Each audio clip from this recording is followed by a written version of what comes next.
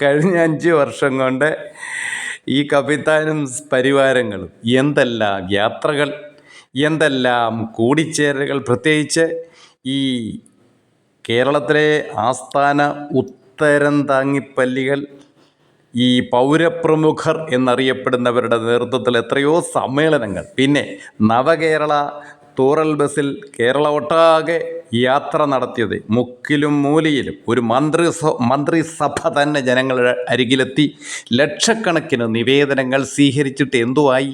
ഇപ്പോഴും 14 ലക്ഷം ഫയലുകൾ കെട്ടിക്കിടന്നതിൽ 65% അതിൻ്റെ കാര്യം ഗുദാഗവ. കൂടാതെ താലൂക്ക് തല അദാലത്തുകൾ എന്തെല്ലാം നടത്തിക്കൂട്ടി. ഇപ്പോൾ ഇതാ പുതിയ ഉഡായിപ്പുമായിട്ട് ഇറങ്ങുന്നു.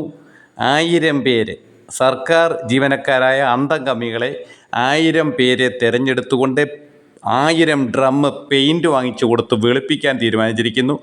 മുഖ്യമന്ത്രിയുടെ പരാതി പരിഹാര സെല്ലിൽ വരുന്ന പരാതികൾ പരിഹരിക്കാൻ അവരെ ഏൽപ്പിക്കുമെന്ന്. എന്തെല്ലാം അശ്ലീല കാഴ്ചകളാണ് കാണുന്നത്, അതുപോലെ കേൾക്കുന്നത്. രക്ഷപ്പെടില്ല കപ്പിത്താനെ.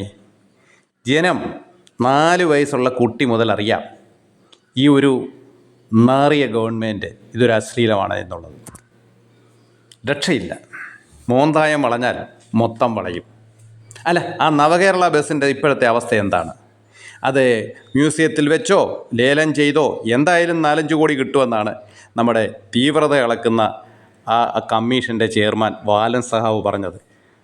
എങ്ങനെയായാലും ലാൽ സലാം നടക്കട്ടെ.